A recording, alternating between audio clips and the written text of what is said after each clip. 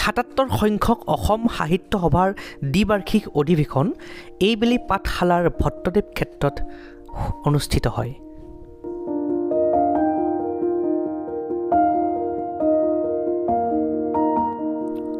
পোনপ্ৰথমতে 1917 চনত অসম সাহিত্য সভাৰ নামটো সদৌ অসম সাহিত্য সন্মিলন নামেৰেহে নামাকৰণ আছিল। পৰৱৰ্তী সময়ত 1944 চনত ইয়াক অসম সাহিত্য সভা নামেৰে নামাকৰণ কৰা হয়।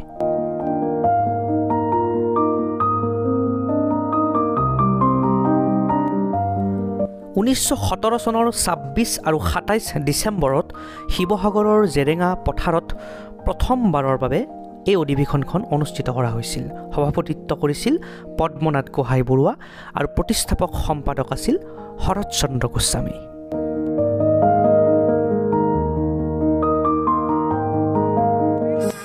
আজি মই আহিছিলোঁ অসম সাহিত্য সভা অধিৱেশনলৈ আৰু এইবেলি অসম সাহিত্য সভা অধিৱেশন বজালী জিলাত অনুষ্ঠিত কৰিছে। এয়া হ'ল ভট্টদেৱ ক্ষেত্ৰ। এতিয়া মই এই সাহিত্য সভাৰ অধিৱেশনৰ চৌহদত আছোঁ। চাওক, ইয়াত সুন্দৰ পৰিৱেশ। এনেকুৱা লাগিছে যেন ইয়াত সাহিত্যৰে ভৰপূৰ হৈ আছে। সকলোৰে মন, সকলোৰে অন্তৰ, সকলোৰে হৃদয়। এটা কথা লক্ষ্য কৰিছোঁ যে ইয়াত বিভিন্নখন মঞ্চ আছে। হয়তো কোনোবাখন মঞ্চত সাংস্কৃতিক অনুষ্ঠান চলি আছে, কোনোবাখন মঞ্চত কবি সন্মিলনৰ কবিতা পাঠ চলি আছে, হয়তো কোনোবাখন মঞ্চত নাম গুণ কীৰ্তন কৰি আছে। গতিকে এক বিশাল এই যি সাহিত্য সভাৰ যি অধিৱেশন, সঁচাকৈ খুব আকৰ্ষণীয় হৈ পৰিছে এইবেলি সাহিত্য সভাৰ এই অধিৱেশনখন। মই দেখুৱাই আছোঁ ভিডিঅ'টোৰ জৰিয়তে এইবেলি অসম সাহিত্য সভা অধিৱেশনৰ গোটেই পৰিৱেশ। আৰু এটা কথা ক'বই লাগিব যে 1917 চনত প্ৰথমে অসম সাহিত্য সভা অধিৱেশন অনুষ্ঠিত হৈছিল শিৱসাগৰৰ জেৰেঙা পথাৰত। তো ফ্ৰেণ্ডছ, এইবেলি অসম সাহিত্য সভা অধিৱেশনৰ কিছু নতুনত্ব আছে। সেয়া হৈছে কি যে এখন বিজ্ঞান মেলা পোনপ্ৰথমবাৰৰ বাবে অসম সাহিত্য সভাৰ অধিৱেশনত বিজ্ঞান মেলা অনুষ্ঠিত কৰিছে। আৰু এটা বৃহৎ জাপি, যি জাপিয়ে এতিয়া গিনিজ বুক অফ ৰেকৰ্ড কৰিবলৈ সক্ষম হৈছে বা এক বৃহৎ জাপি প্ৰস্তুত কৰিছে, যি জাপিয়ে পৃথিৱীৰ ভিতৰত এটা আটাইতকৈ ডাঙৰ জাপি হিচাপে স্বীকৃতি লাভ কৰিছে।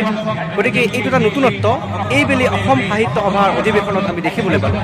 তো মই দেখুৱাই আছোঁ এই গোটেই পৰিৱেশটো। সেই জাপিৰ ওচৰলৈ যাম আৰু সেই বিজ্ঞান মেলালৈ যাম। মই দেখুৱাই যাম মোৰ ভিডিঅ'টোৰ জৰিয়তে সাহিত্য সভা অধিৱেশনৰ প্ৰতিটো মুহূৰ্ত, প্ৰতিটো সময়, প্ৰতিটো ক্ষণ।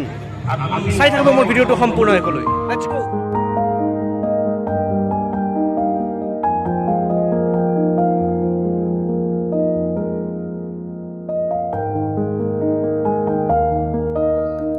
সভাৰ বৰ্তমানৰ প্ৰতীকটো 1960 চনৰ 28 অক্টোবৰত গ্ৰহণ কৰা হৈছিল।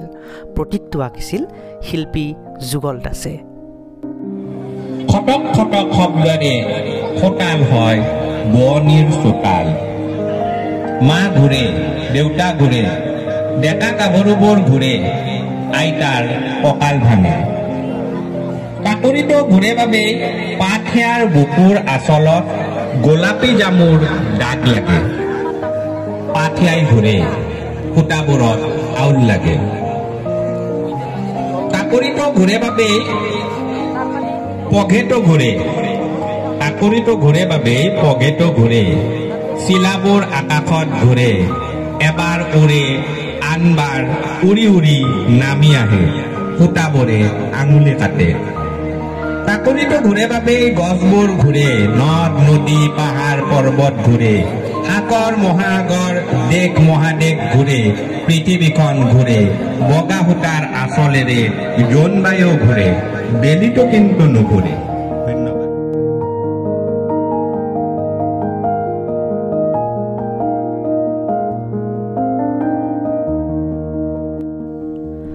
লক্ষ্মীনাথ বেজবৰুৱাৰ অসম সংগীতৰ প্ৰথম স্তৱক্তি সভাৰ পতাকা উত্তোলনৰ গীত হিচাপে ব্যৱহাৰ কৰা হয়। আমি অসমীয়া নহওঁ দুখীয়া, কিহৰ দুখীয়া হ'ম, সকলো আছিল সকলো আছে নুবুজো নলও কম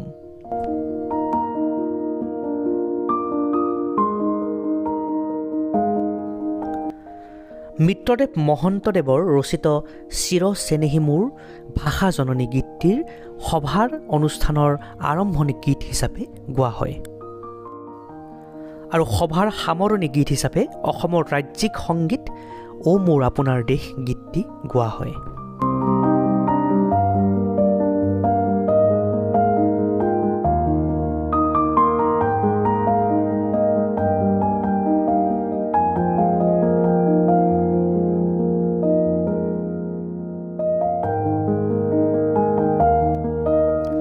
অসম সাহিত্য সভাৰ মুখ্য কাৰ্যালয় যোৰহাটত অৱস্থিত কাৰ্যালয়টোৰ নাম চন্দ্ৰকান্ত সন্দিকৈ ভৱন ভৱনটো মুকলি কৰা হয় 2 ডিচেম্বৰৰ 1926 চনত উদ্বোধক আছিল ছাৰ জন হেনৰী অসমৰ গভৰ্ণৰ আছিল সেই সময়ত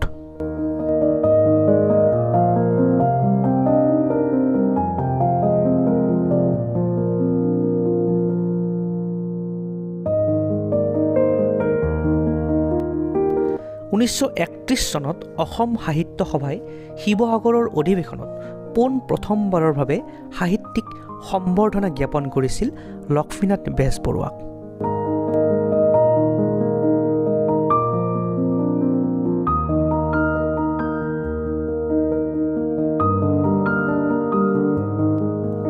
আমি জানো যে অসম সাহিত্য সভাই প্ৰতিবাৰে বহুতো গ্ৰন্থ প্ৰকাশ কৰা দেখা যায় সভাৰ প্ৰকাশিত প্ৰথমখন পুথি আছিল শ্ৰী শ্ৰী দামোদৰ চৰিত্ৰ